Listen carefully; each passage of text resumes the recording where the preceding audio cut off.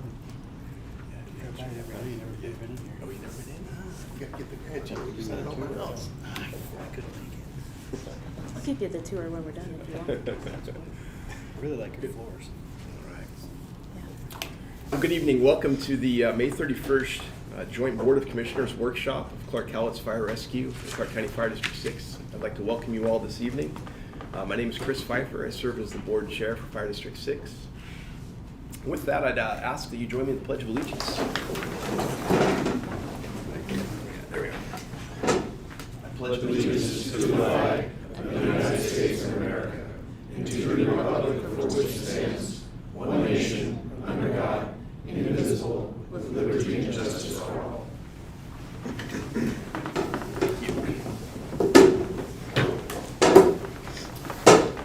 Given the crowd here this evening, I'd like to take a moment and allow people the opportunity to introduce themselves and where they're from. And if we can lead off with you, Commissioner Osbeck. Brad Osbeck, Commissioner with Fire District 6.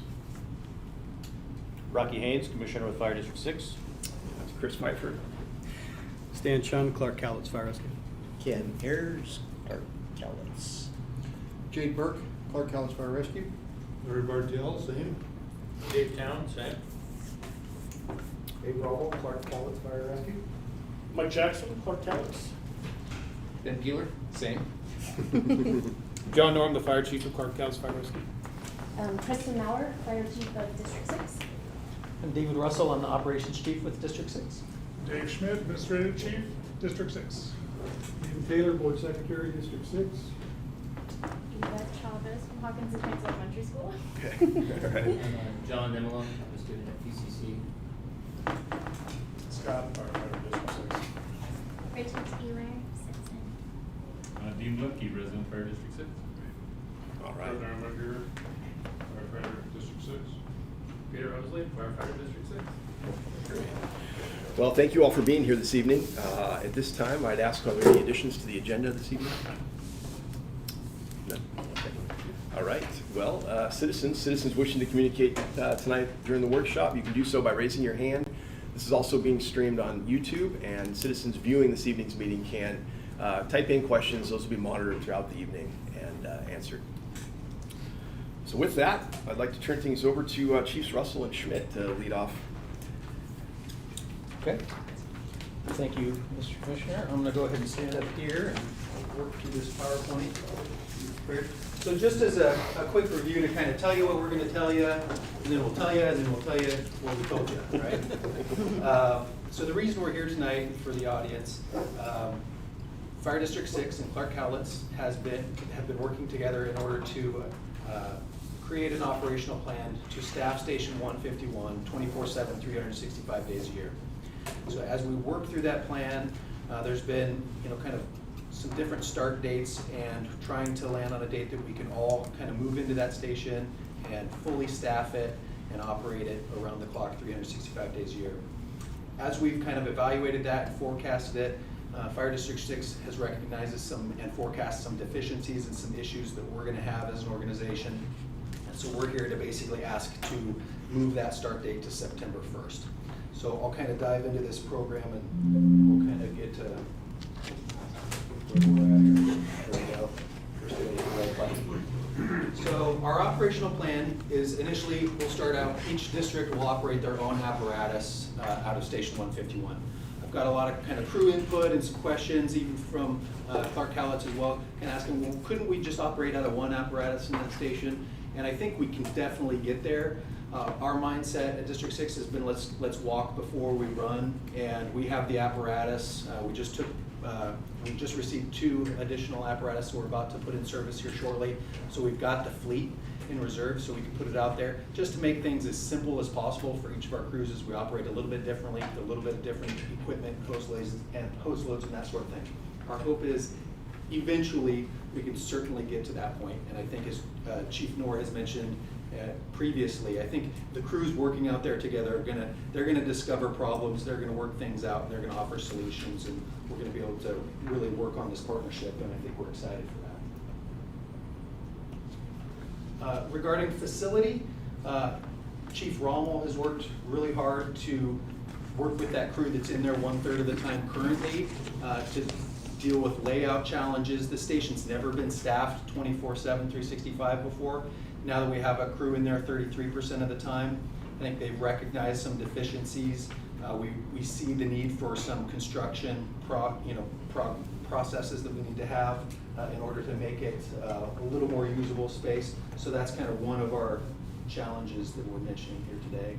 Budget considerations, the FFB has an $80,000 budget for capital expenditures yearly. We've burned through about half of that already. We figure that that will cover a lot of the work that we need, but probably not all of it. I don't know if Chief Meyer wants to add anything to that, or Chief Norm. No, we just have an estimate at this time. but- Yeah, it was a budget item later that on the facility needs that Chief Rommel will cover. Perfect. Operational planning. So currently, CCFR is staffing 1/3 of the time. We understand that. Our hope is to meet that in September with 1/3 of the time, and CCFR would up staff to 2/3 of the time. That works with the area and the number of calls that occur in CCFR's area versus FD6's area. So it would be a real equitable partnership moving forward. Why September 1st? We're asking for a September 1st start date because we just anticipate staffing challenges primarily in the summer months. I think all of us, we incur more staffing challenges during the summer because vacation calendars are maxed, all of our leave slots are used up. And it's very common for us to go into mandatory overtime status during summer months without trying to upstaff a station additionally. So by staffing 151, it puts a bit of a strain on our staffing, which will probably cause some mandatory overtime, which is just a little bit tough on our personnel. I have no doubt that Local 452 will meet that challenge and would bear down and get through that for us. However, we're very concerned about just the morale impacts and the mental health impacts of long-term mandatory overtime can have, especially during the summer months when people are trying to get some time off. Our lateral entry academy. So in order to staff Station 151, District 6 has hired 6 additional people in order to meet that staffing need. It's going to be on our B shift. We'll have a slightly larger shift. So we've hired for that. The soonest we could get that done is an August 1st start date for that academy. And so there's going to be staffing challenges with that also. We bring in subject matter experts to teach training to the academy. I'd like to pull a person off of our line staff in order to help coordinate that academy, which just puts us in a little bit deeper of a deficit staffing wise. So I kind of covered that. Also, we have the Clark County Fair in August. So that's a big impact to our organization, which often results in a lot of strained staffing as well. So the fair runs from August 4th through the 13th. For us, what that means, we're increasing staffing this year to 3 paid personnel for the entire staffing of the fair. That's 30 openings that need filled for a minimum of 12 hours a day for each of those positions. And so we'll have those impacts, as well as we staff up an additional 3-person engine company for the motorsports events and that sort of thing. So that's another 15 slots that we're going to need to fill on top. We also have right now, I think when we were starting to work on this plan a couple of months ago, we had 1 person off that just had a baby, and we were looking great staffing wise. Fast forward 2 months later, we're 6 down right now with some extended injury leave. We have 1 out on medical leave. We anticipate 2 more. We have 1 resignation / retirement that we weren't anticipating at the end of June, as well as an upcoming birth of a child. So we know we're going to be about 8 down at that time. And for a small fire district of 66 people, it's a big impact going into the summer months with these staffing demands. Budget considerations. So with all that overtime, the rough kind of estimate on those numbers is those numbers you see there, low 6 figures. We could avoid that with a September 1st start date for Fire District 6. And there's still going to be lots of overtime, obviously. The crews are still going to be working very hard through this time. But this kind of unexpected, anticipated overture of staffing 151 could be avoided by a September 1st start date. Our response plan, so something Chief Peeler and myself have been working on, is how we actually staff the station with 2 agencies running off of 1 unit. There's some difficulties with our dispatching. Chief Biller and I were on the phone today. I was on the phone with Cressa yesterday. I think what we anticipated would be a really easy operational rollout has become more complicated the more we dig.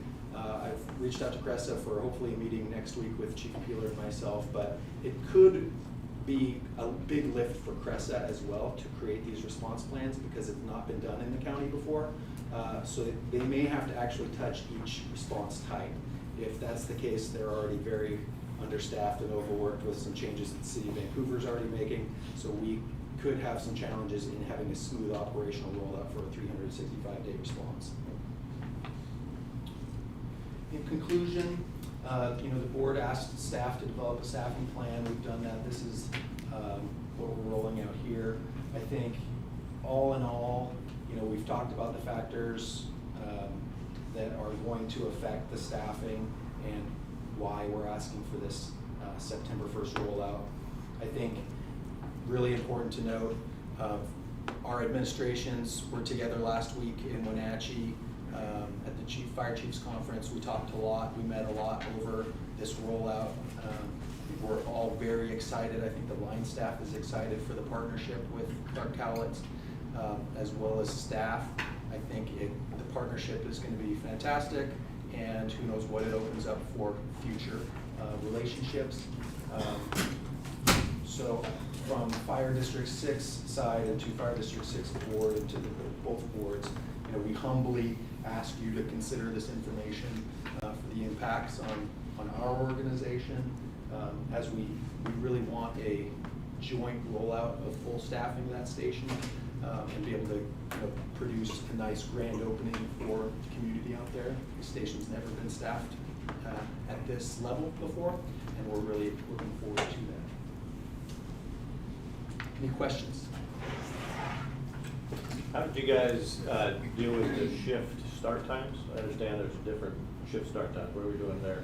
So Clark Cowlitz has been extremely helpful in solving that issue for us, and they're willing to take that on and help us maintain our own staffing start time. Would you guys like to talk about that? Yeah, so our folks, they owe debit time over the course of the year, 168 hours of debit time, with 7 shifts, but sometimes it gets broken up into other times. So Chief Peeler was looking at how we can do that, and by allowing that crew that's there to essentially work 1 additional hour and take it as debit time, over the course of time, they're knocking off the shifts. They don't have to take a 24-hour shift at some point. They're doing it as time rolls. As for the schedule, we work 2 24-hour shifts followed by 96 hours off. And so it creates 4 days in the middle. So we currently staff by A shift, what we call an A shift. It leaves 4 days in the middle. And if you look at the middle 2 days, that's of 24, 48 off. And so we're going to staff the other 2 days. And that crew is going to work essentially the B2, C1. So we'll have 1 shift that's actually touching 2 of our shifts. We've been in discussion with the union about it. We've been in discussion with the crew that's going to do that. They're okay with that. They essentially get 2 battalion chiefs instead of 1. They get 2 separate crews they get to work with. They get more available days for taking vacation.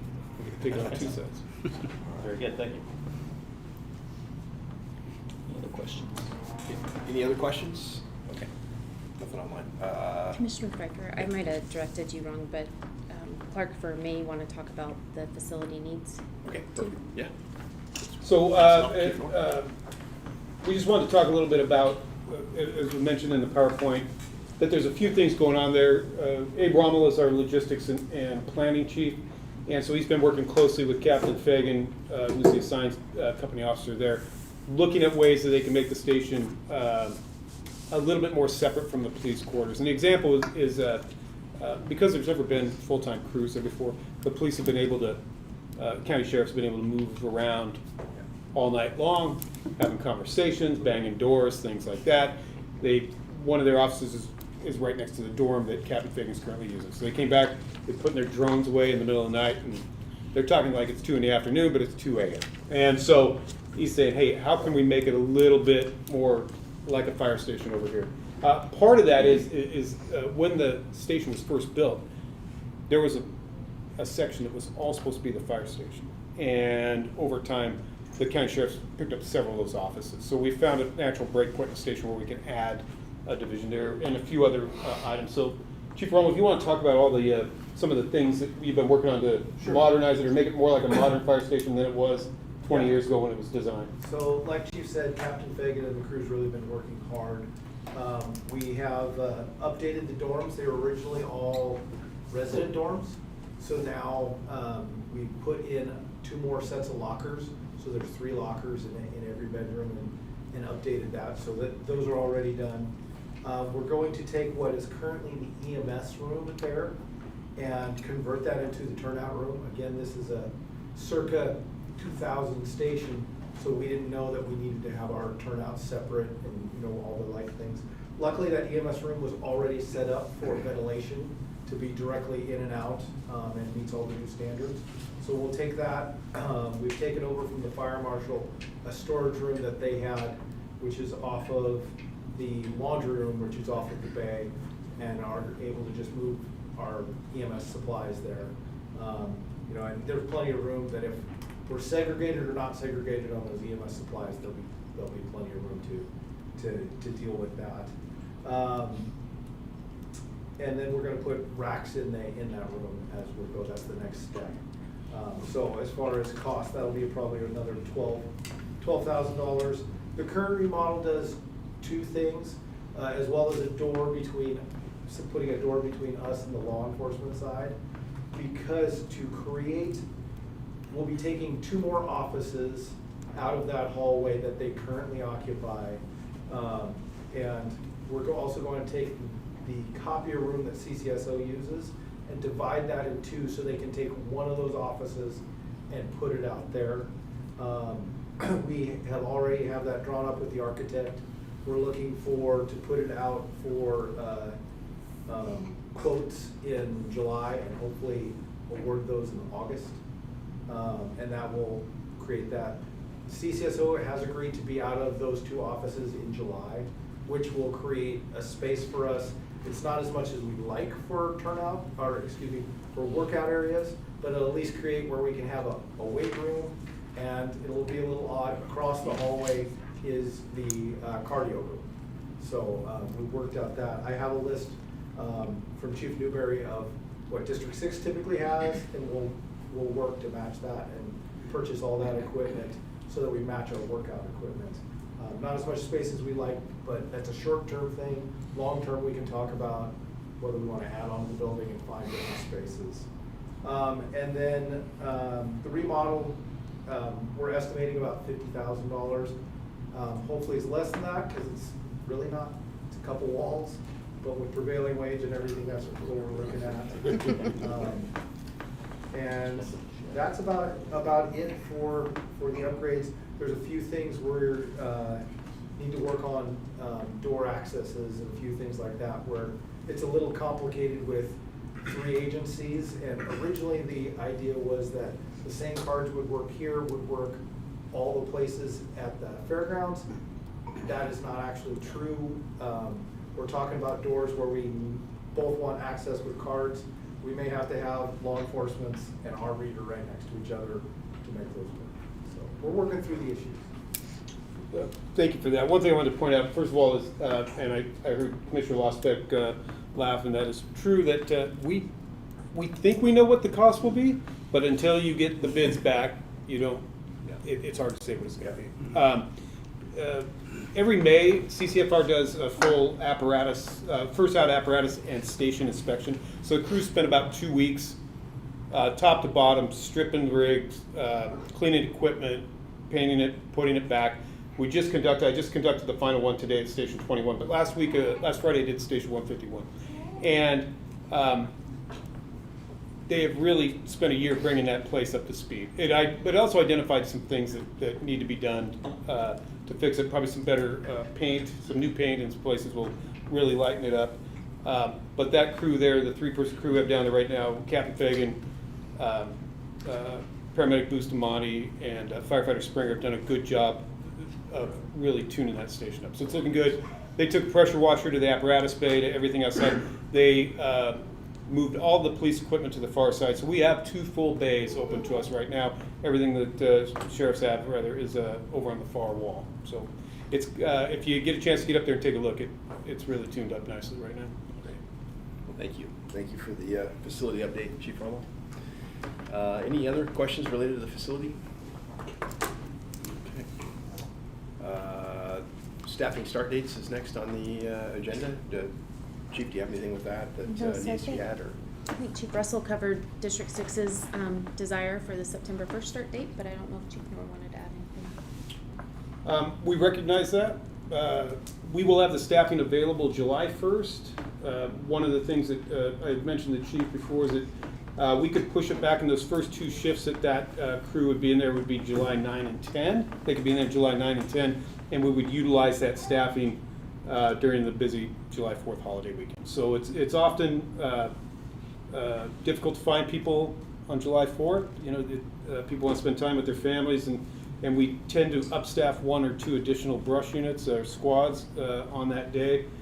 So having those folks available will ease that burden. Recognize that mandatory people is a hard thing. I don't like to do it here. We had to mandatory somebody back on that was on vacation in Southern Oregon, and said, well, that's a 5-hour drive, and said, well, shifts don't start till 7 a.m. tomorrow, so we'll see you there. And I really like to do that. I appreciate the battalion chief that took the hard line and did that, but I also recognize it's hard on families, it's hard on the firefighters, and I also appreciate that person came back to work because he answered his phone. So we can utilize the folks, you know, the earliest date I told the commissioners would probably be appropriate would be the 9-10 of July date. So I'll speak to that as well.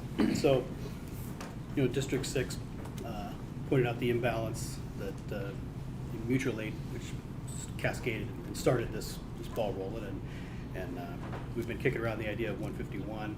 I mean, it's been an idea on the table since the station's inspection, so over 20 years now. You know, we've been working towards this goal, and you know, since we were able to put our first crew in there, we've always, you know, extended the hand and welcomed District 6 as partners to come join us at your time, whenever you're ready. And just because we're able, through a huge undertaking and hiring and an EMS levy that was successful, we're able to do that on the original timeline of July 1st, essentially. But in no way are we, you know, we have no right to force you or ask you. We're just extending our hand and saying, you know, we're here, there's room for you. We want to be partners, we want to work together, but, you know, obviously looking at over $100,000 in overtime to join us at that time, that's, you know, that's a huge undertaking and a huge, you know, financial impact, and we don't, we feel your pain. We don't want you to, you know, have to expend that if you don't necessarily have to, and that's certainly y'all's prerogative. So. Thank you, Stan. Chris, Sir. is there any reason we can't have 2 different start dates? I mean, we're ready to go now, you're ready to go September 1st.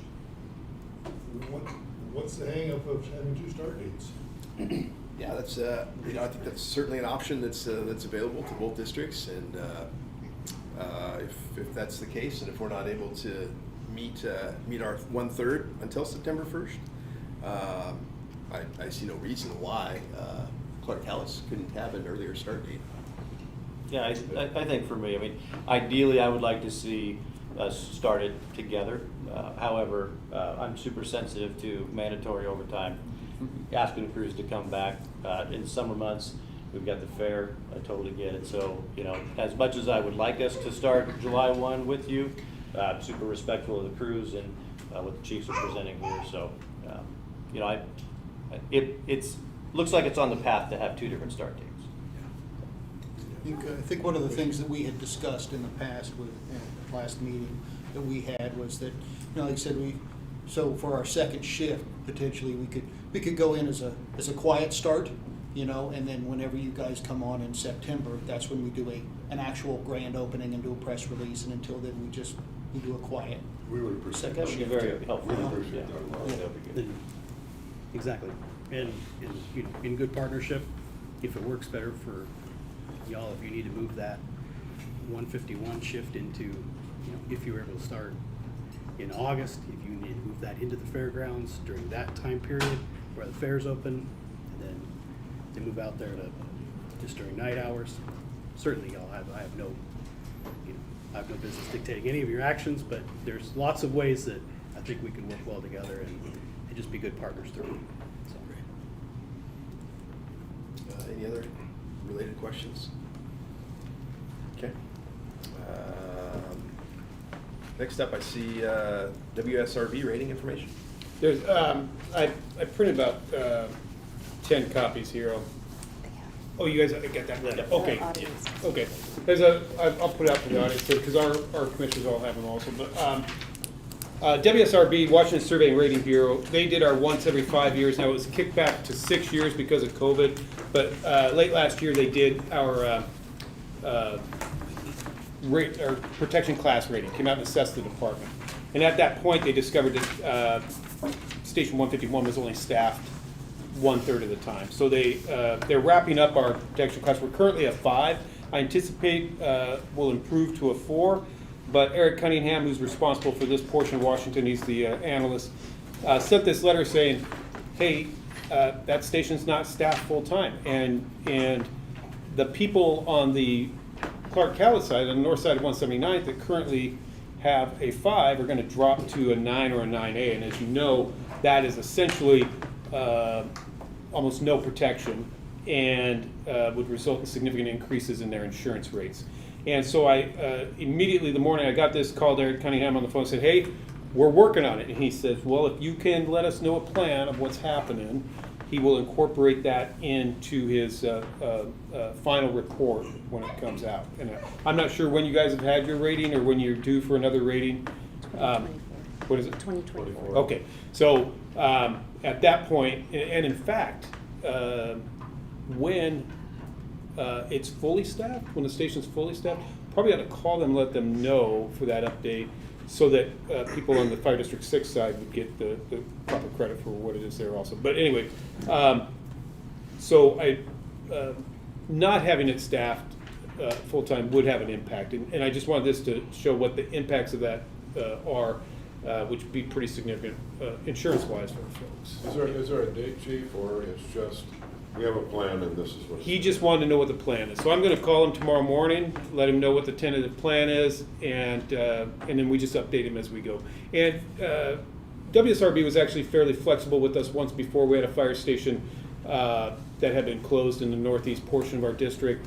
And it was about the time we'd done a rating. We got rated in October of that year, and in late December that year we were going to start staffing that station again.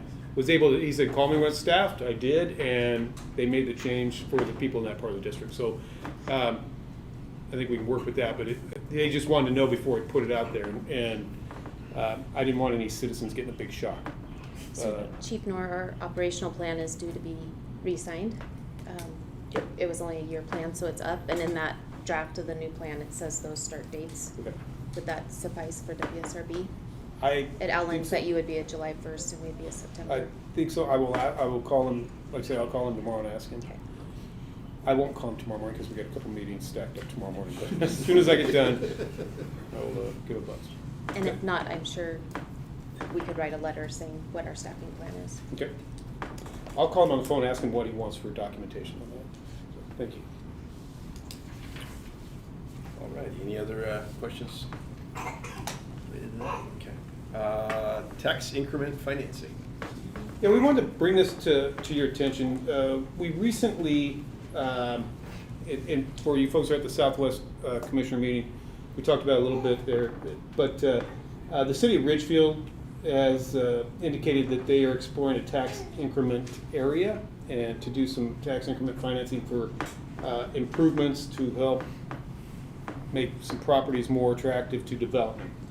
And it has the potential, the initial number we saw from the city is that it has potential to impact us to about 19 million over 25 years. Kathy Streisku did some math and said it would probably be about 500,000 in the first year, but it will grow over time as property values grow in that area, but our take on that property does not increase.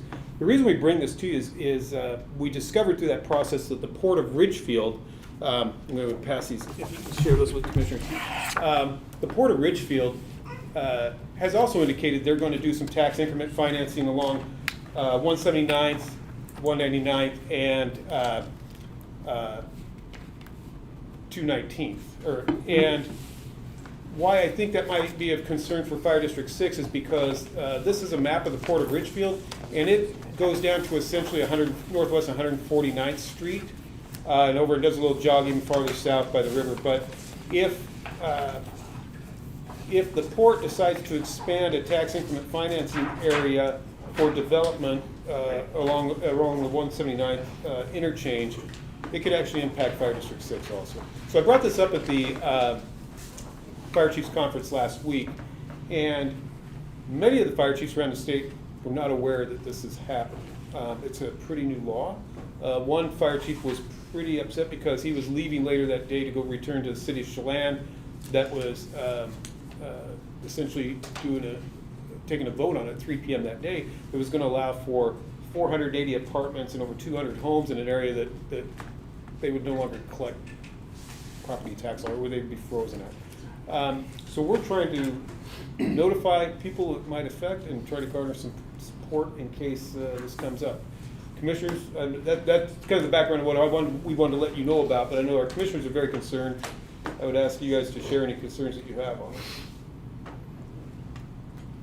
Well, it's pretty obvious. It's frozen today's values, no matter what's built on it, we get no more money, but the service increases at some point dramatically. You're seeing it now just in your area along 179th. There's a little carve out that goes to 184, and big apartment complexes going in there that, if you can imagine that now suddenly we've got a 200 unit apartment complex and we're frozen on the value of the bare land for the next 25 years, but we're going on calls there. Right. And so we see tax increment financing as essentially one entity taking money from another entity to do their bonding, and it just seems really unfair. And if the voters of a fire district vote to have good fire and EMS protection and response, and another entity could just go ahead and take that money for their own purposes, it doesn't seem to match the spirit of acknowledging somebody's vote. We also recently found out that counties can also implement these areas as well. So counties, PUD, public utility districts. pretty much everyone but fire districts. Yeah. Yep. Bear the brunt of it. Chief, do you know if any work's being done? I realize this is relatively new, but at the Washington State Fire Chiefs level or the Washington State Council of Firefighters, is there any joint efforts lobbying that, or against it, of course? I don't know what the council's doing. I can say the fire chief executive director said, well, we tried to stop it, and it got through, and this is what it is. And we had a similar sounding message from the executive director of the Washington Fire Commissioners Association.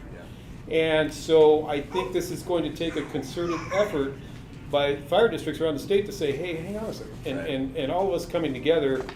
And sometimes we let people lobby on our behalf without really knowing the battles that they're attempting to fight, and we don't show up at the table until maybe it's too late to help them out and help them fight that. And I think as people start to sting from this reduction in our revenue, that's going to affect our responses. It's going to take a lot of the fire service entities come together and go to the legislature saying, hey, this isn't right. And cities can unilaterally do this. They have to hold some public meetings. They have to attempt to negotiate impacts. It doesn't say they have to actually take action on those impacts with each agency. And then they go to a vote and they make it happen. So to answer that question, the executive director, we talked to him about from the Commissioners Association. He said when they lobbied, what they got added into the RCW and the bill was if it impacts a district 20%, then there's an added line about that they must mitigate the damages, but it doesn't say to what degree they mitigate. So they give you $1 back, and now it's mitigated. So it doesn't add, it doesn't add enough into the It's gonna be the language. #1 priority of the state fire commissioners next year. They've already talked to a couple legislative people that understand, they're willing to help with the bill, and I'm sure that the chiefs and whomever else, there'll be, I mean, library districts, parks districts, I mean, anybody that's gonna be affected is gonna wanna jump on board and help. I think Roger actually had a meeting last week with one of the agencies, so it's a big deal. We're very concerned. Attorney Brian Snur's been on vacation. He'll be back in the office tomorrow, and I'll be calling him. Got a lot of phone calls to make. But and you know, we want to look at the gamut of our options versus, you know, from doing nothing to mitigating to, if we have to, is do we have to take legal action? We really need to look at what our options are and figure out what the impacts are going to be, and certainly get the word out to the voters, you know, to the citizens, and say, hey, you know, these are really going to impact you. And a big concern I have, besides the fact that the unfairness of stealing somebody's vote, that voted for something and their money goes elsewhere, is the fact that an entity takes action, takes money out of our budget. It's now essentially transferred the burden to everybody else in the district, because we still need the revenue to run the district. And so that's really going to be, you know, how do we go to our voters in one end of the district and say, hey, we need more money because they're putting sidewalks and roads over in this district, right, this area over here. So it is a concern. Yeah, I know, certainly in the state of Oregon, these exist, and they are a big deal for fire districts. Clackamas Town Center, for example, was one, right? When it was slated to come off the books, they went to re-up it. And so these things don't necessarily fade. They get used to the money coming in. And so I would really encourage us to find a way to partner with the fire commissioners, with fire chiefs and firefighters to take some action, whether they have to get permission from local fire districts to go, you know, to go this route, or it sounds like there's several options we can explore. But these definitely have a huge impact on fire districts, and I appreciate you guys bringing it to our awareness. One of the things in reading the RCWs and the actual state bills, the original that came out in 2021 and the revision that just came out May 9th, one of the things that concerns me more than anything is, you know, they talk about this abatement, you know, to if you're, how bad you're impacted, but it specifically calls out that you have about 30 days from when they enact it to get all that negotiated for the entire term, is the way I read it. So if you don't negotiate whatever the compensation is within 30 days of the initial, the way I read it, it means you get nothing. So it's really scary. Mhm. Yep. Huge implications. Huge implications. All righty. Well, thank you for the tax increment financing update, and definitely more to come and more to explore related to that. Has Ridgefield set up a timeline to take any action on it, or have you been able to stall that? They will likely take action in September, is the latest we've heard. Chief Jackson is our representative. Each of the division chiefs is assigned a city, and so he's a Ridgefield rep, and so he attends our city council meetings. So he may be able to give you a little bit more on that. But they will be at our next meeting on June 8th, excuse me, Thursday, June 8th, at 4 p.m. at Station 21. They're making the city's consultant and presumably the city manager will be there, though I don't know who they're bringing. But they're making a presentation there. So we plan on asking a lot of questions. Is the idea that these are supposed to replace like blighted areas, or is this, they can just do this to put in whatever they want? So this, the city of Ridgefield is using it to take a lot of properties that have maybe a large formerly agricultural property that has a single home on it that may be completely vacant, and they have a plan to bring roadways, water, sewer, everything in, and essentially make it more attractive for development. And I understand that. I get that. All the cities are in a fight to get development coming their way. In the end, gain the sales tax and some of the taxes on the equipment that's there and things of that nature, but we don't see any of that in this.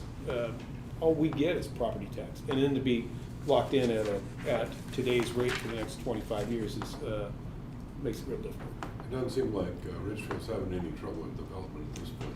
Driving through the area, the developers are putting the bill, not the public. And I will say commercial continues to be strong, commercial development. The residential has slowed down a little bit. Chief Jackson can speak to that a little bit more, but I will say it's tapering. It's not going downhill, but commercial continues to be pretty strong. Yeah, they're targeting September or October. They have 2 public hearings ahead of that. I think they'll look at, and then there's a councilmatic vote. Unlike Oregon, Washington's do sunset, is the way they're currently set. That's 25 years maximum. But yeah, commercial is actually picked up and anticipated to be more over the next couple of years in Richfield, whereas residential continues to be down substantially, but there's still development there. So. As Commissioner Chun mentioned, though, it's not just cities. So it's cities that are doing it right now. But in our district, we have 3 cities and 2 port districts, and 2 PUDs. If PUDs can do it, also. So you have multiple entities that can start making little chunks there, and it can add up. The pitch they attempt is that, well, if we don't get the infrastructure, it may not develop, and we'd never realize the tax dollars. Whereas if we develop the infrastructure and it comes, then you'll get the tax dollars just 25 years But we wouldn't later. have to support the infrastructure if it doesn't develop, so. Or they can share the money with you. Yes, and we will be asking. Well, thank you. Chief Schmidt, any questions on online? No. Okay, great. Well, with that, I'd open up to roundtable. Any good of the order? Any other comments this evening? I'll make one. I just want to thank the Fire District 6 chief and the assistant chiefs for their assistance in making this work. We've come a long ways over a 2-year period, and in the end, the citizens of both districts are going to see the benefits. We're going to see a lot of development in that area. We're already seeing it, and the plans will start hitting. I look for any opportunity we can to work together. As I've sometimes mentioned before, we each have things that benefit each department. We have water tenders, use them. You don't need to buy your own. We have a community risk reduction program. We'd love it if you use us. We get right in the middle of plans reviews and all kinds of things like that. We have an ambulance license, and we have 2 ambulances coming. And if we can't secure a better contract for EMS2 through the existing system, we may need to go our own way on ambulances. We'd love to have you be a part of that. So I see a lot of opportunities for the departments to work close together to make sure that the citizens are getting the best bang for their dollar, the most efficiency, and the highest level of service. And so I think that this will prove to be successful, this jointly staffed station, and can open the door to some other things. Yeah. Thank you, Chief. I think that's, would agree with that 100%. It's an exciting time, and having this station having been built 20 years ago, and now we're at this opportunity where we can jointly staff it is just going to enhance the service delivery to the southern part of Clark Cowlitz and the northern portions of District 6. So I know our board is very excited about this opportunity as well. So thank you all. Yeah, thank you. And I would just echo what Chief Norr said on their behalf as well, but it's an exciting time in the county as a whole, because I've never seen all the districts in the county work to the level that we're working together at with the impact fees and other kind of response plans that we're working on. So this is an exciting start, but I think it's a bright future for all of the departments in Clark County. I think a lot of the entities, they had their core areas, and the borders were out there, right? We'll get there if we can, but we're blended together, and we're getting to the point where, okay, and we just need to make sure we serve right. But Chief is absolutely correct. There's a lot of good things happening at the chief level in the county, and people are recognizing. Even I won't give any names, but there's an old holdout in the county, and even he said, we need to work together more. Very good. Very good. Thank you. Any other questions? Any other comments from board members? I would just comment, I want to thank the CCSO for working with us in 151. Obviously, they had taken some space that they desperately needed.